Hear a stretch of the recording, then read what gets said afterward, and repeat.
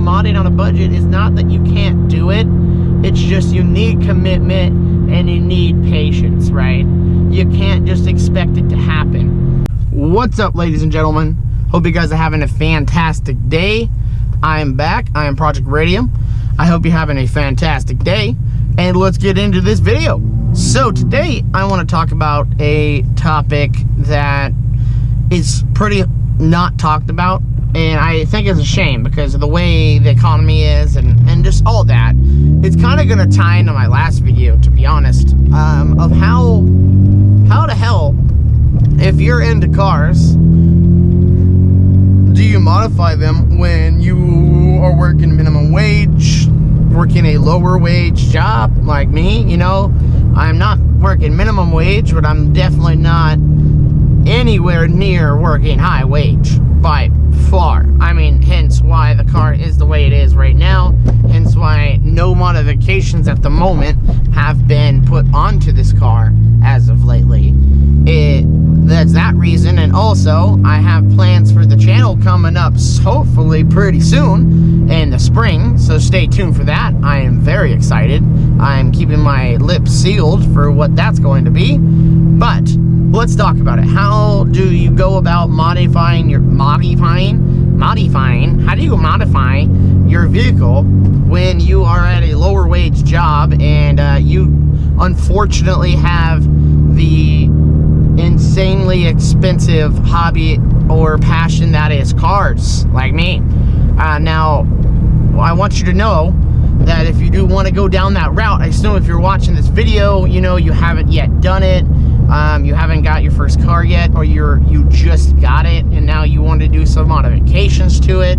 Awesome. Welcome to the club. Car community is an amazing place if you're with the right crowd. Please be careful and don't go into the takeover scene, please. For the love of gosh, don't do that. It's terrible. As I got that out of the way, welcome. But also, as a little introduction, you will have no money. This hobby, passion, lifestyle, whatever you want to call it, is money draining. You might as well take all the money you get and throw it in the toilet and flush it away.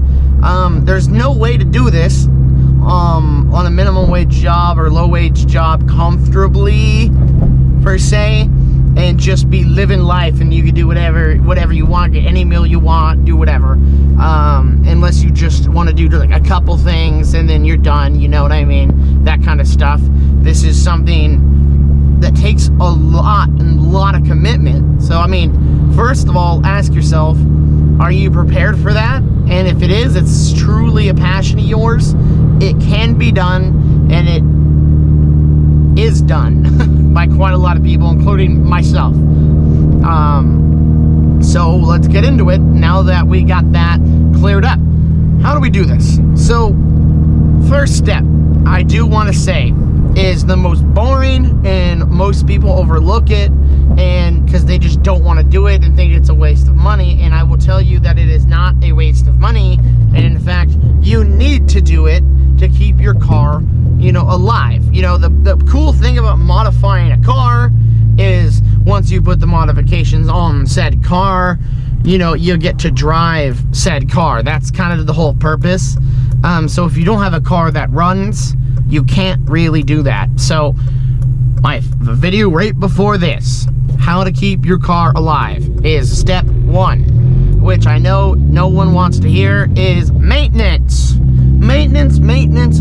That's the very first thing you need to do when you buy whatever car you get. I don't care if you get it from your best friend, from a pro driver, a dealership, I don't care. Maintenance, please. Maintenance. Even brand new cars have a break-in period where you need to do oil changes, you need to do a service, see if everything's okay, because at the end of the day, it's a machine, things can go wrong. So maintenance, please. So I'm not going to go super hard into that. If you want to know more about maintenance, what you could do to keep your car alive and everything you need, go to my last video. I'll see if I can put it down in the description if I can remember. I'm going to try my hardest to do that, but very, very important. So please do your maintenance. Okay, so now that that's done, and I know that's terribly boring, but at the same time, you can modify it while doing your maintenance, What do I mean by that? Well, when you're going to do when you're doing your oil, maybe do a thicker oil, a higher temperature oil. If you're going to be, you know, pushing the car harder than like a grandma driving, you know, you want to carve up some canyons. Do some research on a better oil you could put in. When you do your spark plugs, get the highest grade spark plugs you can. Probably NGK, like platinum, you know, stuff like that. That's a modification, you know. For example, on the Ford Fiestas, like the STs and the Focus STs, a modification to get to stage 0 for a tune is you do need a certain spark plug. I think they're called like cold step plugs. Obviously, that's for a very specific car, but all I'm saying is you can modify as you do your maintenance, you know? And if you're doing an air filter change or something, put a K&N like high flow filter and that just goes right into your box, you know? That'll do at least something. And then, you know, just stuff like that. You could do little modifications as you're doing your maintenance, same with transmission fluid, all this kind of stuff. Brake fluids, all of this kind of stuff, really good to have, and you could get spring for the higher quality, and is a modification in itself. Obviously, when people ask you what kind of mods you got in your car, you're not going to mention that you got I got this nice oil and upgraded spark plugs. Like, obviously not, but that is the step one, and a huge one that you could do when doing maintenance is upgrade your tires. Now, of course, I don't know what car you have, what kind of tires they got on it, but from my experience, I've almost never, I think the only car I've ever bought that had good tires when I got it was my Miata that you guys never got to see.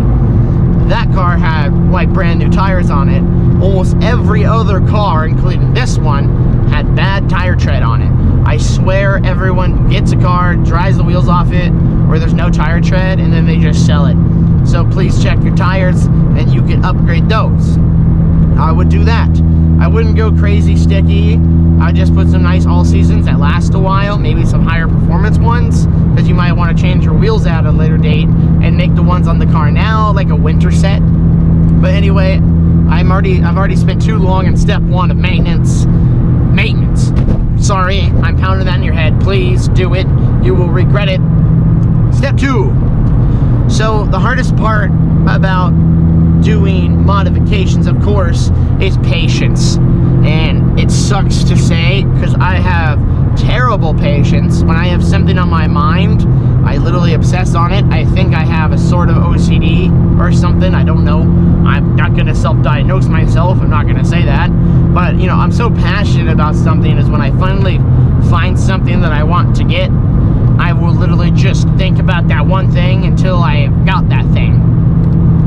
So patience is very important, because with the budget that we are working with here, you can't just spring out and go buy the thing, or else obviously you wouldn't be watching this video. So when I got this car, when I first bought this car, I really wanted the exhaust that I have on it right now, on it like immediately. I really wanted it. The thing was, this exhaust, I think is about $900 without shipping. I think it was about $1,100 for shipping. It's quite ridiculous. And obviously I couldn't just pour all that out, especially when I had to do my maintenance at the same time. So you gotta be patient. But what I'd say for step 2 is make a list. You probably already have a list if you're like me. Anytime I get a car or a car that I want, I do a bunch of research. Even if I don't have the car, like there's a bunch of dream cars that I have in my head that I have a whole mod list for already, and I don't even own the damn thing. So I think that just comes with the territory of being a car enthusiast, especially a broke one. You just make lists and pretend.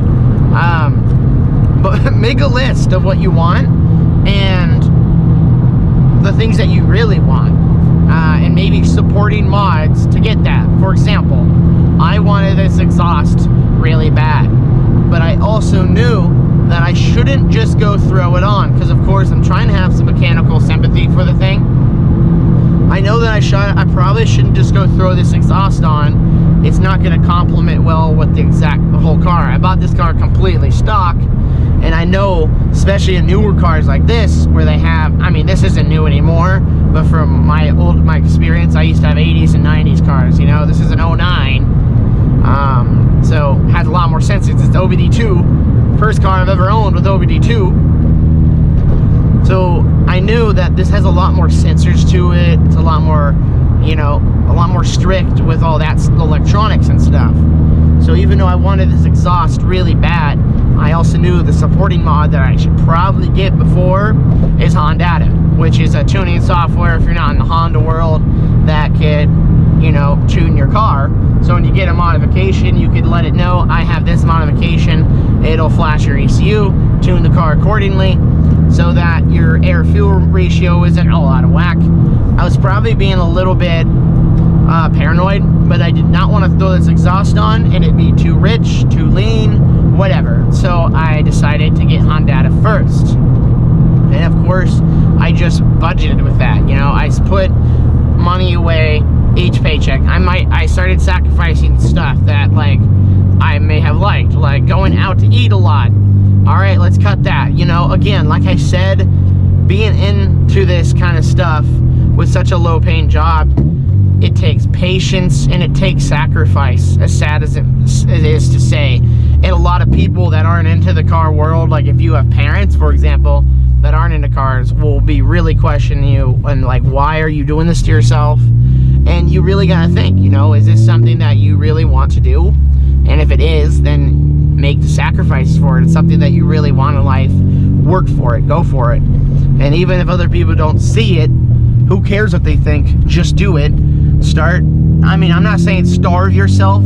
At that point, that's ridiculous. But start cutting back on some luxuries that you commonly get. For the most part, when I see people that are dead broke like me, because I spend it on car parts, but that's the stuff I like to do, you know, they say, well, I can't afford that ever, even though I put money aside. And then I see them going to the movies, I see them going out to eat all the time, just all this stuff. And it's like, well, there's your reason, you know.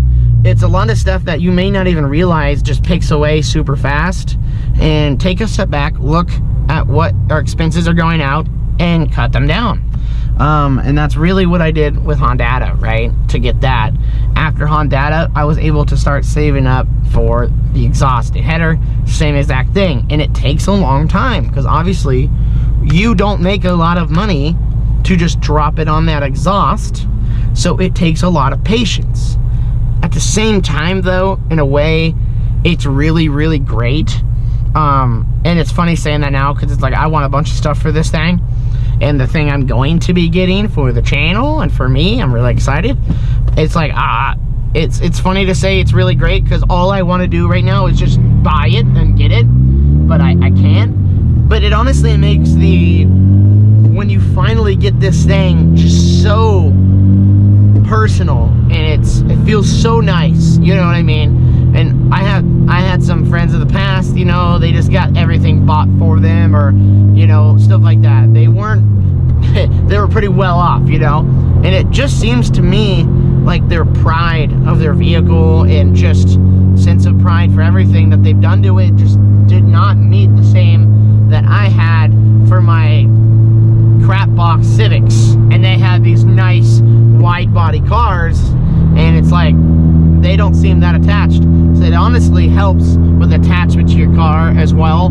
You really get to feel for how your car is as a stock car, and as you modify it, you can feel it stepping up and being what you want it to be, which feels fantastic. I'm getting off track, but I'm just saying, it takes patience, and it sucks. It really does, but you will get there, I promise. Okay, if you're really committed to this, you will get there. I never thought I could find the money for these headers, this exhaust, these coilovers, this short shifter, the tune, the full bolt-on with the intake. I never thought I could do that. But patience and commitment got me there. And of course, now I have more stuff to do. I need wheels, I need a better wing, I need to redo my front end and this windshield. It comes in time, you know what I mean? And a big one that, if you take anything from this video, take what I said there, but this is huge, okay? Okay, and this kind of ties into what I said earlier about maintenance and then upgrading. Same philosophy, and I use this so much.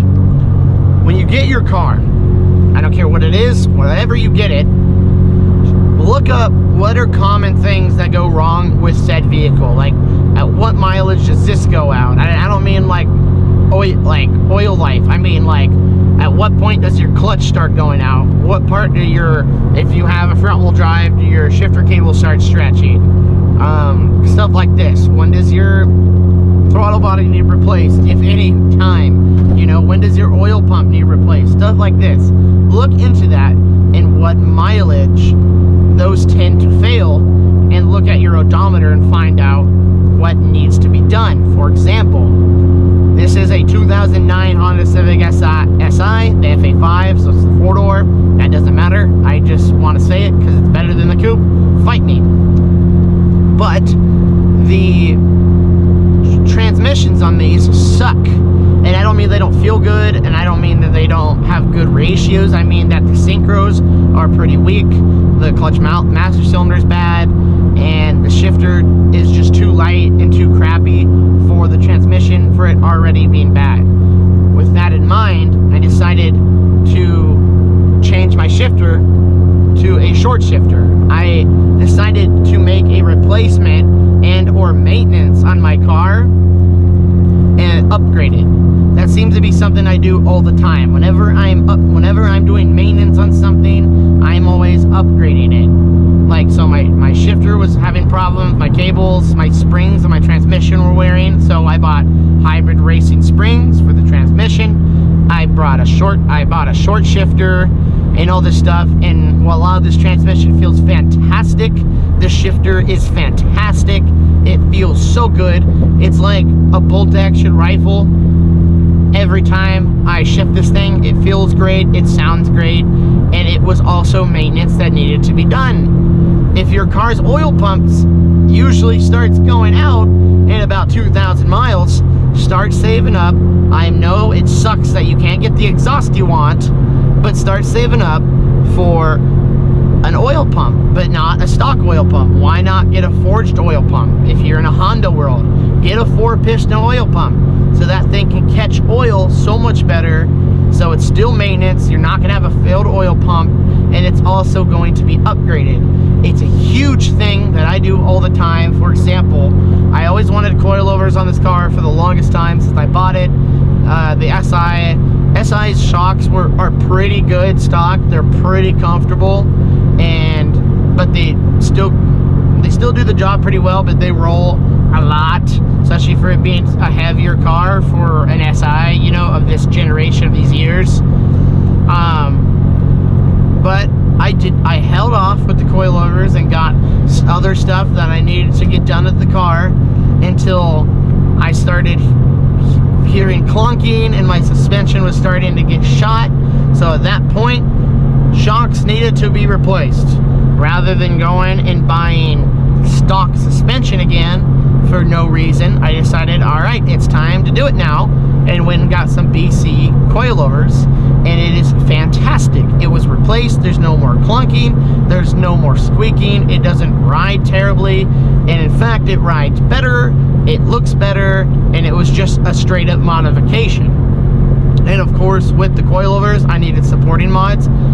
One supporting mod, I should say, which was the rear camber arm, so that I wouldn't have hovercraft camber in the back that these cars tend to do. So again, whenever you're looking at modifications, please look up supporting mods or things that can affect whatever. Because whenever you do a modification, that's why I didn't get my exhaust right away, and I decided to go with the Honda first.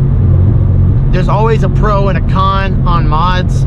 Almost always, no matter what, there's always some sort of con, some sort of pro, you know what I mean, that needs to be fixed. For example, the coilovers, even though most of it's all a con, handle better, makes the car look better, better control, it made the rear tires camber out like a hovercraft. So I needed to buy that with it, or very soon. So instead, I just held off a little longer until I can get the camber arms with it, and I knocked out 2 birds with 1 stone. There's now no cons whatsoever, kind of thing, right? Keep that stuff in mind when you're modding on a budget. The last thing you want to do is finally, after so long, saved up so much money, you got it, and it turned out you didn't get the supporting mod you needed, and now you're screwed because your car is broken down and it's probably your only car. And since again you aren't getting paid very much, what are you gonna do? Go buy another car? Not an option. I've seen people that were, you know, they are making a lot of money and make mods and break their car and then have to sell the car just so they had a car to drive. And that's heartbreaking, and they probably won't get into cars again because of that bad experience. Rather than being smart and doing the research, that wouldn't have happened, kind of thing, right?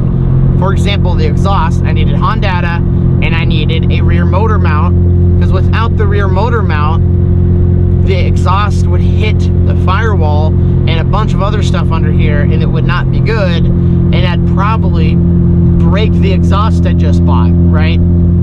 So think about this stuff. The huge thing about modding on a budget is not that you can't do it, it's just you need commitment and you need patience, right? You can't just expect it to happen. And this is the mindset that I've had to learn for over so many years, you know?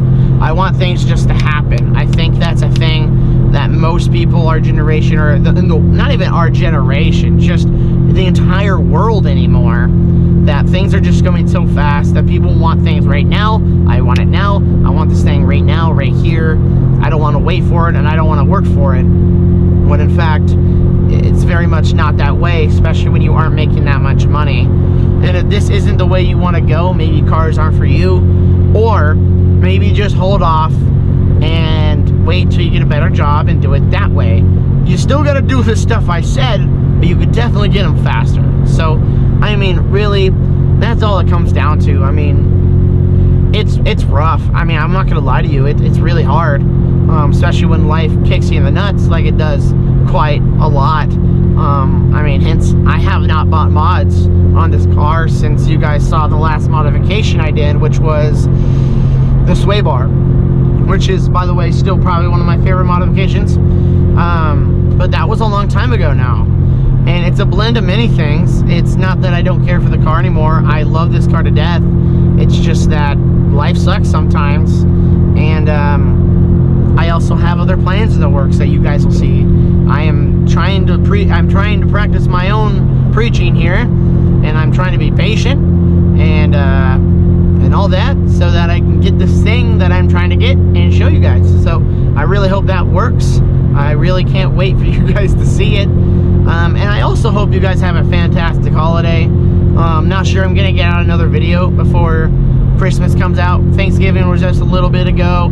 Christmas is coming up in a few weeks, so I hope you guys had a fantastic Thanksgiving and a wonderful Christmas coming up.